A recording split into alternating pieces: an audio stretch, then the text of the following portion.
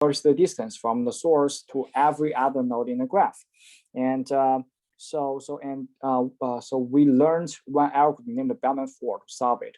So before we learn the Bellman-Ford algorithm, we said there are two properties that we need to worry about with the properties with the input graph that we need to worry about. The first one is the negative weights. Can we have negative weights in the graph?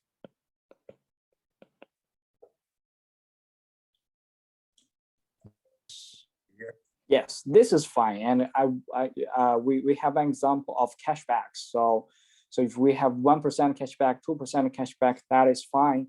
But so we cannot have negative cycles in a graph. So a negative cycle basically means the arrow of the design in the graphs. For example, 105% cashback means that the bank design of the design of the credit card is totally wrong, and the bank is going to file the Chapter 9 verse 1, the Chapter 9 verse 1.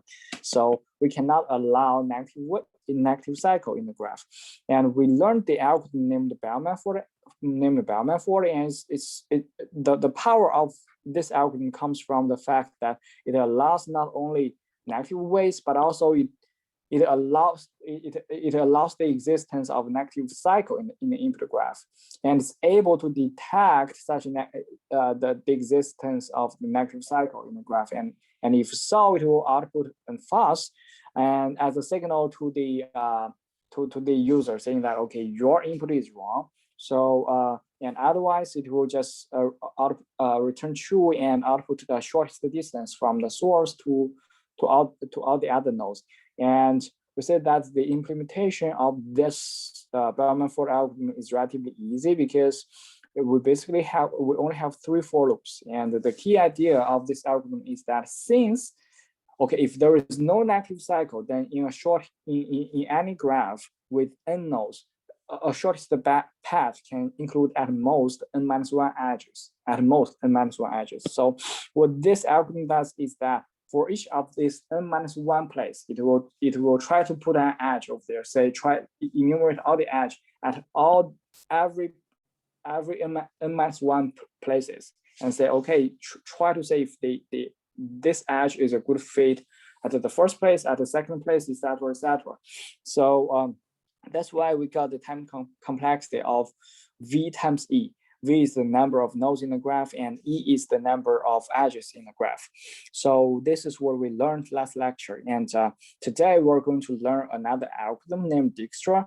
So probably you have noticed that all these algorithms are say they have the name kind of like human's name. Yes, that's true. So they are named by after the person who designed them, the scientists who designed them. This guy, Dijkstra, this guy is kind of like the Kobe Bryant or LeBron James in the world of computer science. He's really famous. He designed quite a few algorithms, and the most famous one is this one, and we call it Dijkstra. The Dijkstra algorithm is very efficient compared with. It's more efficient compared with Bellman-Ford. So Bellman-Ford has this complexity, whereas, so tell me, what is the, how large can E be? How many edges can we have in a graph if we have V nodes?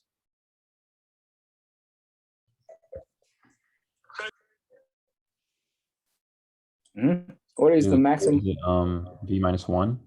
No, V squared. V squared. The number of nodes the number of edges in a graph can be this. We discussed it in the first lecture of graph. So we have it. This is yes. Okay, we have this. Right. So the maximum number of edges is just V squared. This is because in the worst case we're going to have a pair an edge between every pair of nodes. Okay, so this is the maximum number of edges. So if we replace E with the highest value, which is V squared, so we can say this is just literally V cubic. And the complexity, it means that the complexity of this algorithm of Bell-Manifold can be really high. And for Dijkstra significantly reduces the complexity of the algorithm to this V log V plus E. So and this is going to be V OV square at most. So we basically reduce the complexity by 1 degree. So by a degree of magnitude. So which is a big step. And but it comes with a limitation. The algorithm has a limitation that it assumes that there can be no negative weight in the graph. So if there is no negative weight, can there be negative cycle? No. If there is no negative weight, could there be a negative cycle in the graph? No. No, right. So yes. So then the condition is basically so we can only apply Dijkstra algorithm if there is no negative weight and no negative cycle of the graph. Okay. So this is the condition, and for us to apply such an algorithm that is more efficient. And the idea of Dijkstra is very similar to the prim algorithm of minimum spanning tree. And if we look at the pseudocode of these two algorithms, you will find okay, they're extremely similar. And so, by the way, how's your homework 9? Just type in 1 in the chat area if you have already finished your homework 9.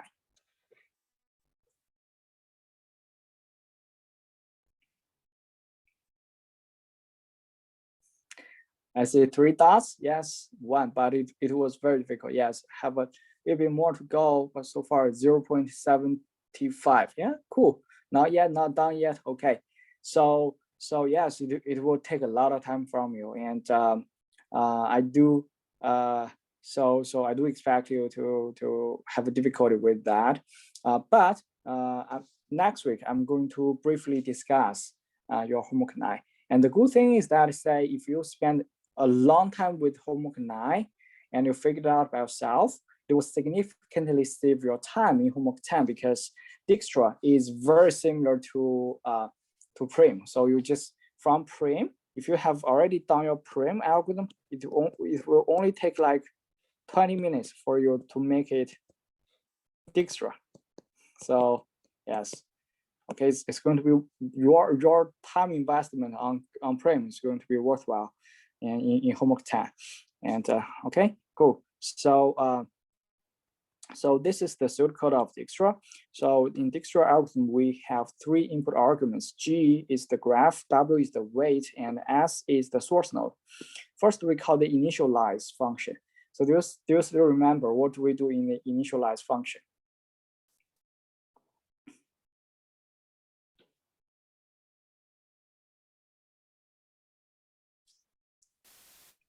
Last lecture, we discussed the initialize function, and we said that in the initialize function, we basically associate each node with an infinity distance, except for the source, which has a 0 distance.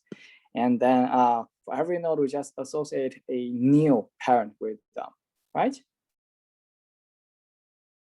So yes, this is the initialize function. What do we do over there? And then we just create a set S, an empty set S that is initially empty, and then we create a queue that includes all the nodes in the graph. While Q is not empty, we call the extract mean function over Q. So if we call the extract mean function over Q, so what does that mean?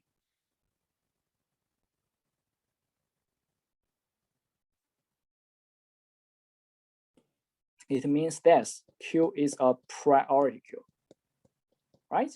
We only have, last time we said that if we got an ordinary queue, we will call the DQ function to remove an element. We only call, the extract mean function is only available for priority queue. So it is a priority queue. And then for each vertex V, and so next we're going to add U to the set of S. and then after that we'll have this. Okay, for each vertex v that belongs to g dot adju, we will call the relax function. So this is what we do in the relax function. In the relax function, we basically want to reduce the distance of v by using u as a deter point. Say it's like, let's say in the example we said, okay, so to find the best route, go from your home to Montclair. So we will try to say, okay, if we first go to Clifton and follow the route 3 from Clifton to Montclair, it can save us some time. If yes, then we will do so. So this is the logic of the relax function. And okay, so here is the code. So here I'm just going to, if I replace the relax function with this, with the content of that. So if v dot d is larger than u dot d plus wuv, we have v dot d equal to u dot d plus wuv, and v dot pi equal to u. Okay, I'm going to take it off and replace it with the actual content of the relax function over here. Okay, so I'm just going to ask you one question. Okay, so if we just focus on this part from line 3 to the end of the code, so do you think, have you seen any code that is very similar to this part of the Dijkstra code?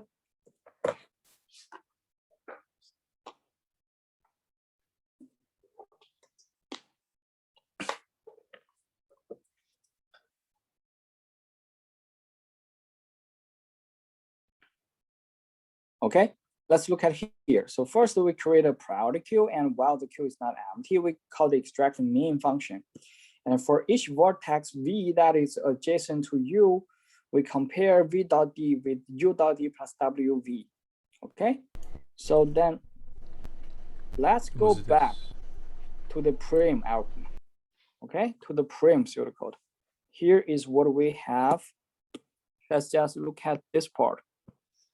Okay, first we create a priority queue that includes all the nodes, and while the queue is not empty, we call the extract mean. For each vertex v that is adjacent to u, if wuv is less than key, we do this.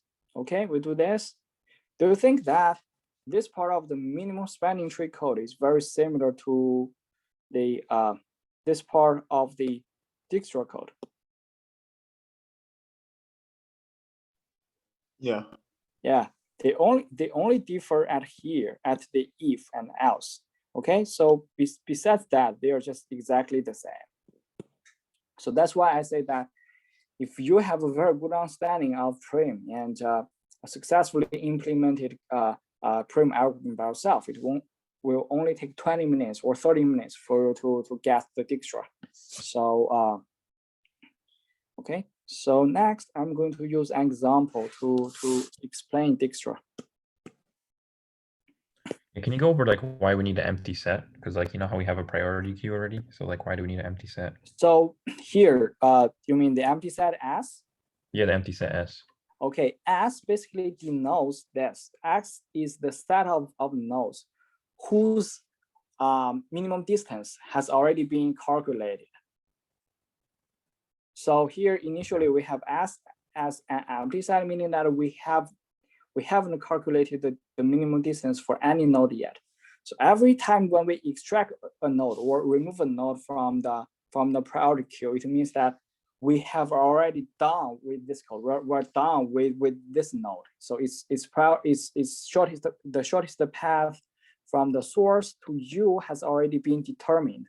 So with this, it means that we add the node U to S. So S is the set of nodes whose minimum distances have already been calculated. Okay, thank you. So actually, when you are doing your implementation, you can totally forget about line 2 and line 6. You don't need to worry about S. So as you can see here, S does not play any role. in the calculation. So if we remove these two lines, the code will still work. The reason Basically, why like, they add as into the pseudocode is that is based on the key idea. The key idea is that we maintain a set of S of vertices whose final shortest paths have already been determined. So we include the set S in the pseudocode just for the purpose of explanation of the pseudocode.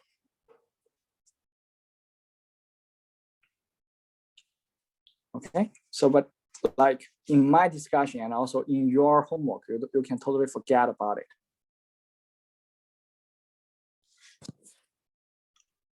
Will I answer a question?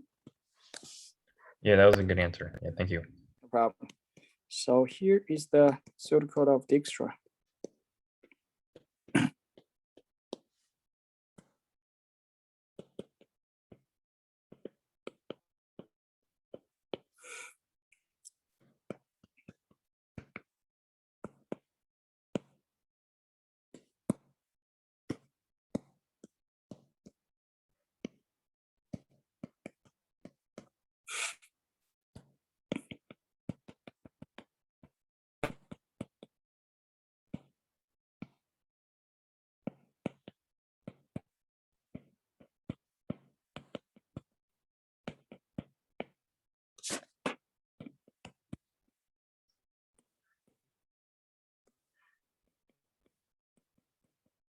No, I'm going to replace the relax function with the actual content of it.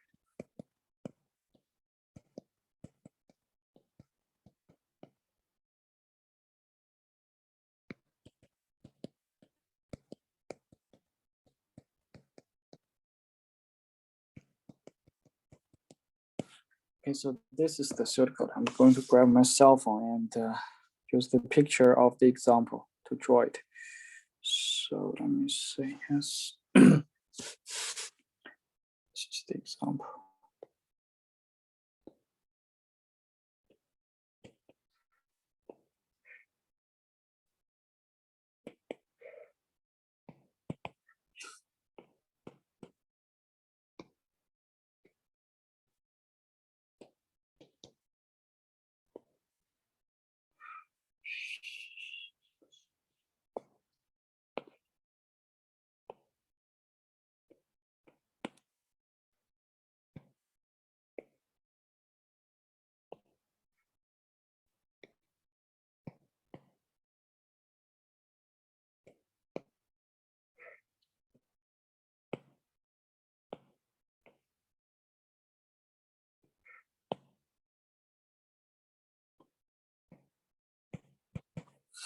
Okay, so this is the input graph, and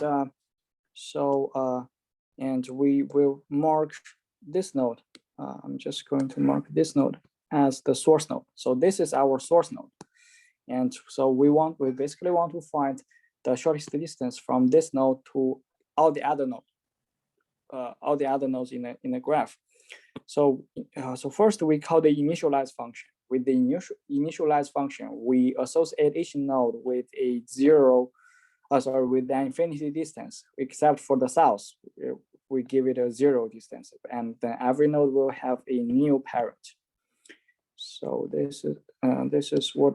So the result after we call the initialize function.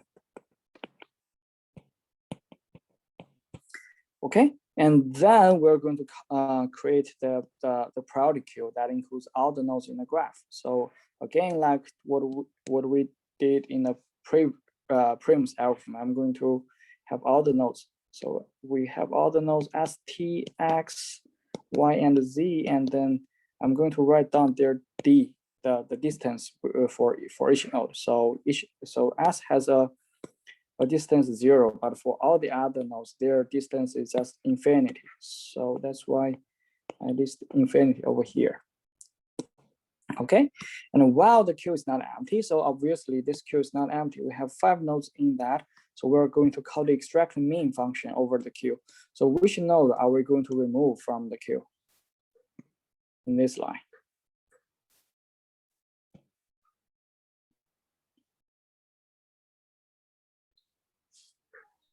Should be S. Yes, it should be S because S has the smallest key. So we remove S over here. So we have U as S. So I'm going to mark U over here.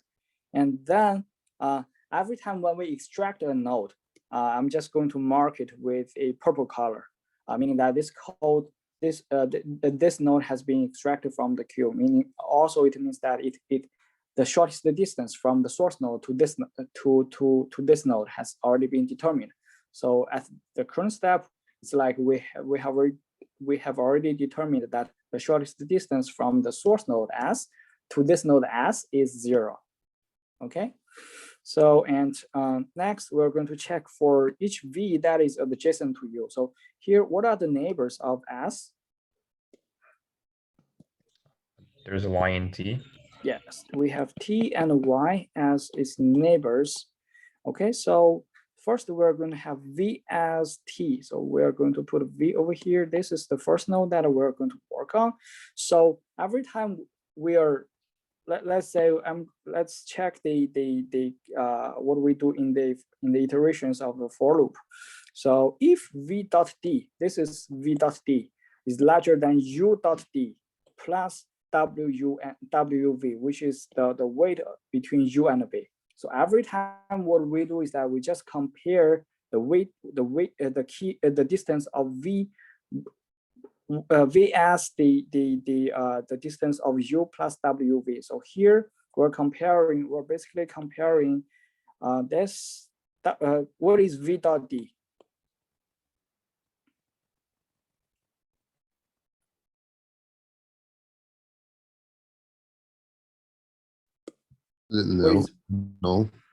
No, it is this. This is the upper value is the distance, whereas the bottom value is the parent. So its distance is just infinity. Okay. And what about U dot D? 0. 0. Okay. What about WUV? The weight of the edge between U and V is 10. 10, yes. So here we're just comparing infinity V as 0 plus 10, or we are comparing V dot D V as U dot D plus WV.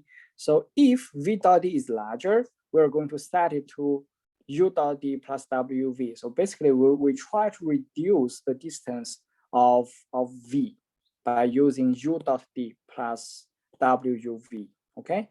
So yes, over here, this is true. So we're going to reduce V dot D to 0 plus 10, which is 10, correct? Yep. And then if that is true, we are also going to update V dot pi. We're going to update the parent of V to U. So here we have U as S. So we are going to set its parent to S. Okay, so this is what we do for the first neighbor of U. Make sense? Yep, makes sense. Okay, so next we're going to apply the same procedure for the other neighbor of U, which is Y. Y is here, so we're going to put a V over here, and we're going to apply the same procedure. So we're going to compare V dot distance, which is this value, and V as U dot D, which is 0, plus WV. Here we have WV as 5, correct? Yeah, correct. So basically here we can replace this. Everything else will remain the same because V dot D is still infinity and U dot D is still 0. Only WV changes to 5. So is this true or false? True. True. So then we are going to reduce it to 5 and then set its parent to be to U, which is S. So okay. So this is what we do for the other neighbor of U, and which is Y. Okay, so then we finish the for loop, and so as the iteration of this iteration of the while loop. And here I'm just going to update the key for the nodes. So in the queue, so in the priority queue. So I'm going to update it to 10 and 5. Okay. So next we will go back to the while loop to check if this queue is empty or not. No, it's not empty. So we're going to call the extract min function again. So which node are we going to extract? We're gonna do T. Yes, because no, it's not T. Oh, it's not T. Z. It's not T. It's Y, because Y has the smallest key, distance, right? Yeah. Yeah. So we're with the extract min function, we're always going to extract the node with the smallest key or distance rather than because this is because this is not an ordinary queue. If it's an ordinary queue, then we're going to extract T because remove T because an ordinary queue follows the first in first out policy, whereas this is a priority queue and that follows the priority to extract the node. So whichever has the lowest key is going to be extracted first. So here we're going to extract Y. Okay, we're going to extract Y.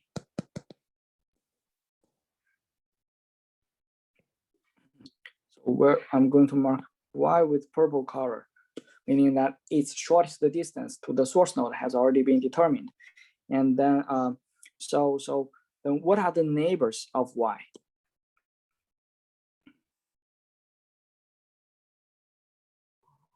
Z, X, and T. Yes, it has 3 neighbors, Z, X, and T. Okay, Z, X, and T.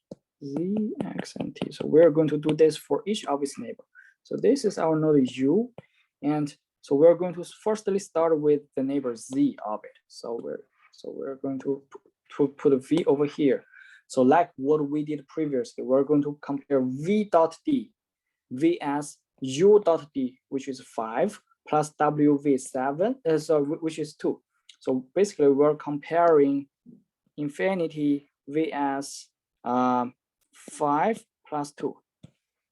The reason is something like this. Okay, suppose this is Montclair, Z is Montclair, and Y is Clifton. So far, what we know is that, okay, from this is your home, S is your home. From your home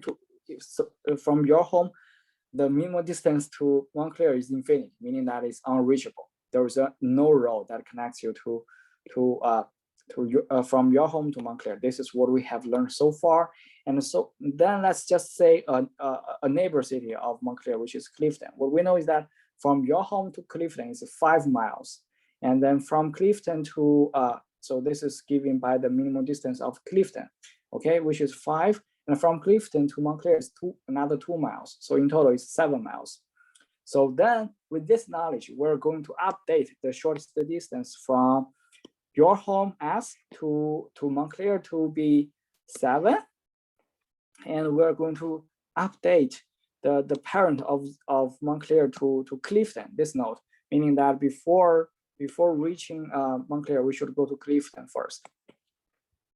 Correct? Yep, that's right. Yeah. Am I too fast? No, you're fine. Okay. Okay, cool. So then I'm going to continue at this pace. So this is what we do in the if and else. In the if statement, we try to reduce the distance of Z by taking U as a deter point, as a deter point. Okay. So then first we reduce the distance for Z, and next we're going to look at the other neighbor of U, which is X, okay. So here the distance of V is infinity. Can we reduce it? Yeah, we can reduce it. We can reduce it to what value?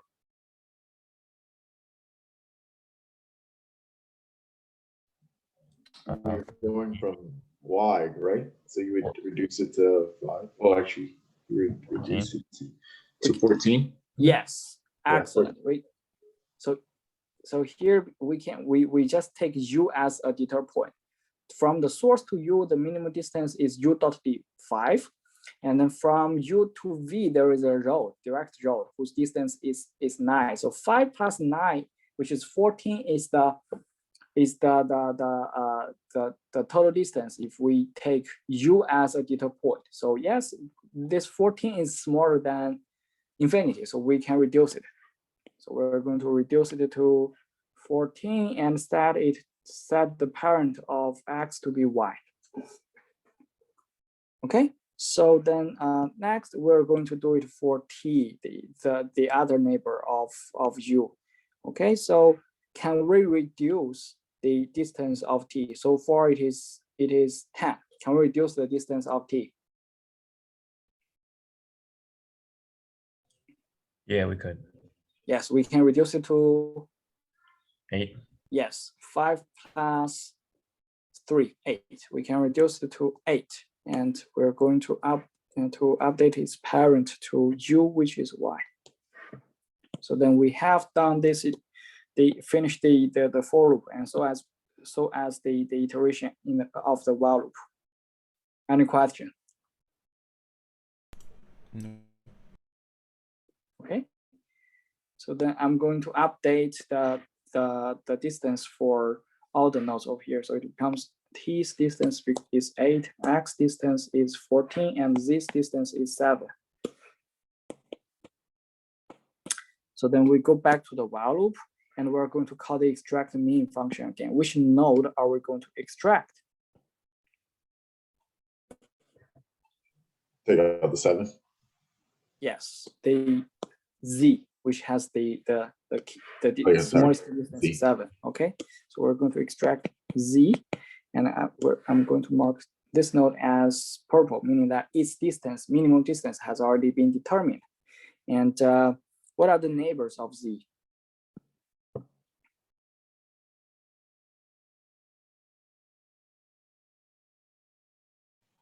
X and S. Yes, x and s.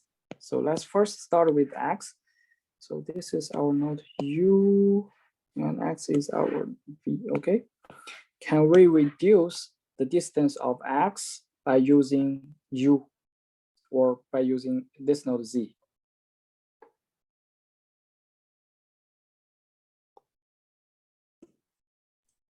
Wouldn't it be like the same? So we can't like reduce it.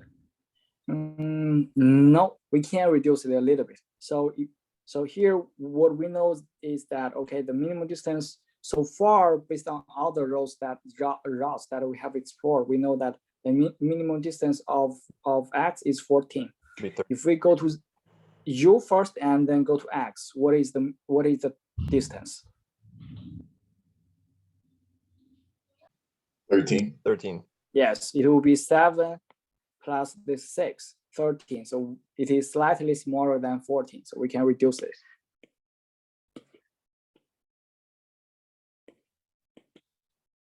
Okay, cool. So we have done this for x. We finished this for x. Then let's check s, the other neighbor of this node u. So can we reduce the distance of s?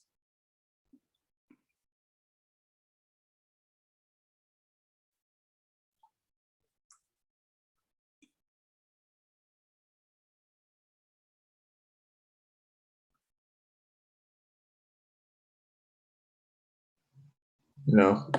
No. Yes. So if we go to u first and then go to s, the total distance would be 7 plus this 7, 14. But now we know that the minimum distance of s is 0, so we cannot reduce it. We are not going to do anything for this node s. And this totally makes sense, okay? So if I give you two choices, okay? If you want to go from your home to your home, I give you two choices. Either you don't move, or you drive 7 miles to Montclair and then drive another 7 miles back to your home. Which one are you going to prefer? Just stay home. Yeah, stay home. That's That's why we still set it as 0, because the road the route of going to Montclair and back to our home is not going to help you. Yeah, so that's what we do with it. Okay, so yes, so then we just finished this one, and I'm just going to update the key of x, because we just reduced it to 13. And next we're going to go back to the while loop. It's not empty, so we're going to call the extract main function. Which one are we going to extract?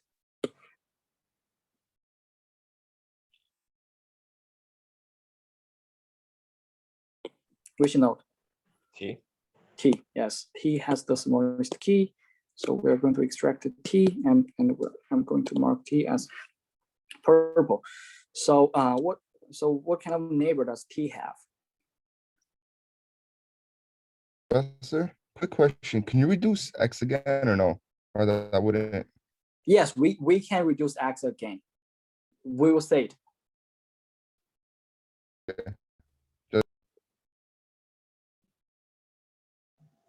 X and Y are the neighbors. Sorry? X and Y are the T's Yes, neighbors. the neighbors of T is x and y, or x and y. So let's start with x first. So we have, I'm going to mark this as u and this as v, okay? Can we reduce the distance of v, which is x, by using u?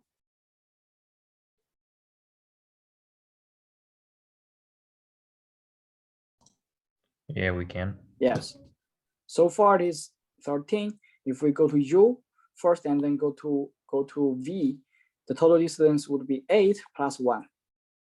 Okay, 8 plus 1, so which is 9, and that is smaller than 13. So we can reduce it, and we're going to reduce it to 9 and set the parent of x to be u, which is t. So this answers the previous question. Can we reduce the distance of x? Yes. And so we are done with x. And next, let's check y. Check out y. Can we reduce the distance of y by using u? No. No. So far the distance of y is 5. If we go to u first, and then go to x, the distance would be 8 plus 2, 10, so which is larger than 5. So we're not going to choose that route. So then we're done with this iteration. So basically we're done with this iteration of the while loop, and then I'm going to update the key of x, and then we go back to the while loop again. We are going to call the extract main function at x. So the only node that is left in the queue is x. So we're going to remove it, and so x only has one neighbor, which is z. Okay, so z. So this is u, and this is v. So can we reduce the distance of z by using u?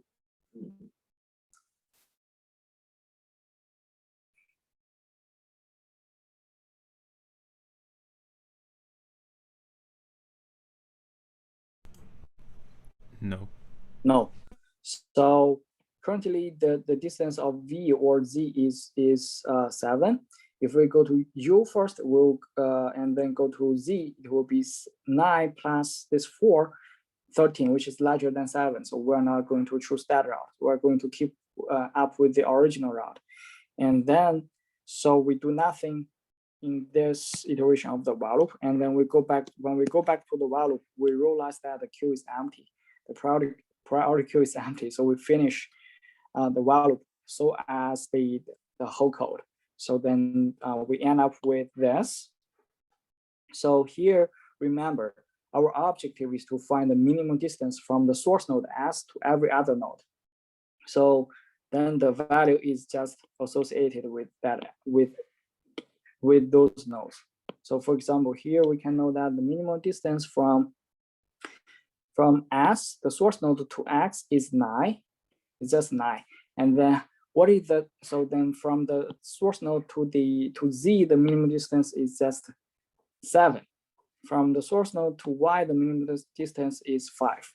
Okay, so how can we get this minimum distance? For example, to reach X, we need to first go to the parent of x, which is t, right? So this is the rod, and then to reach t, we need to first go to t's parent, which is y. And to go to y, we first need to go to y's parent, which is s.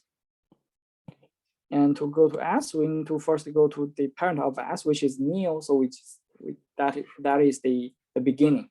So then this is the route that gives us the best route, shortest route from the source node to x, which gives us the total distance of 9. And yes, it makes sense because this is 5 plus 3 plus 1, 9. Make sense? Yes. Okay, so any question for me?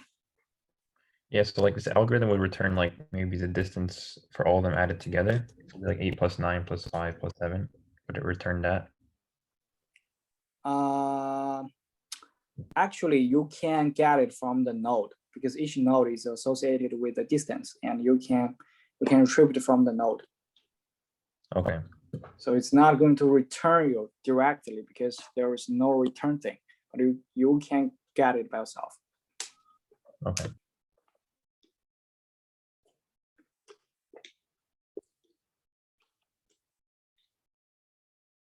Any other question for me?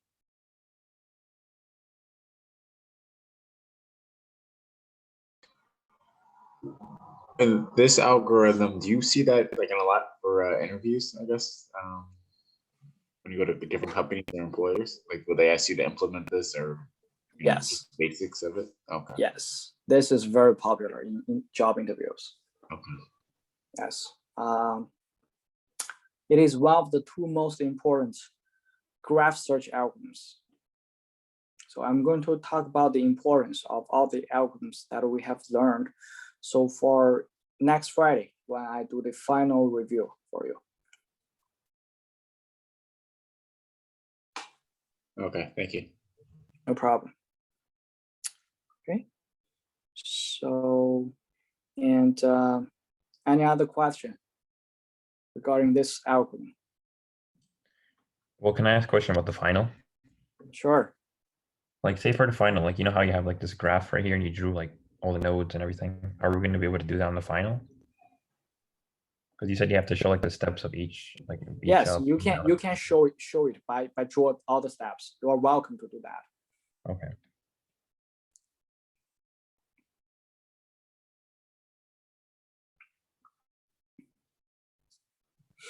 You said we're going to review for the final, right? Yes, next Friday. Okay, thank you. Make sure you come to my lecture next Friday, and also let your friends know, classmates know.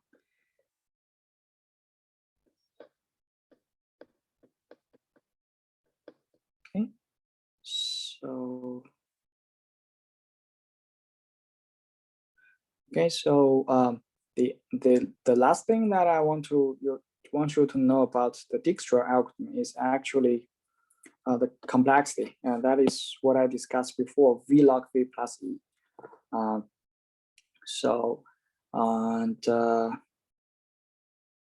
Yes, so then that's pretty much everything I want to teach about the Dijkstra. And I guess, let me see what time it is. I guess that I have time to take a couple of questions from you for anything.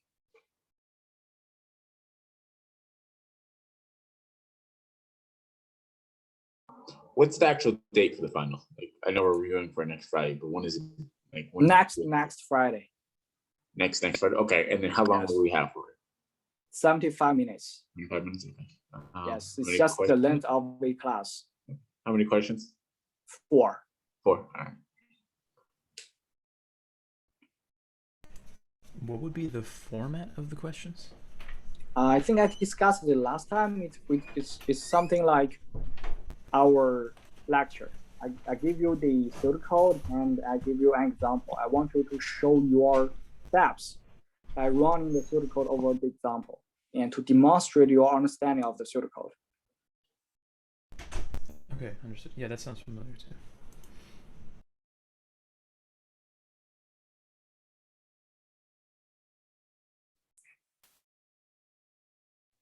And we have one more homework left besides the one that's due tomorrow. You have one more what? Homework assignment. So it's not, you can take it as a homework, but it's actually the final project. I'm going to talk about your final project next Tuesday, and then go through the final review next Friday. Okay, so then we won't have anything due that next Friday, or will we? You will have this homework 10 due next Friday. Oh, okay. Thank you. In your homework 10, you will need to implement both the Bellman 4 and Dijkstra. But the thing is that if you have already successfully implemented the prime algorithm in homework 9, I would say it's going to take you in total, let's say 2 hours, 3 hours maximum.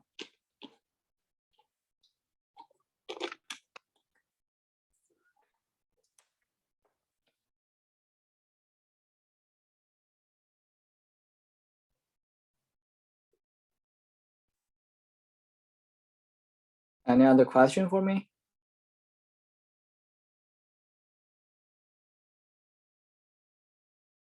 Okay.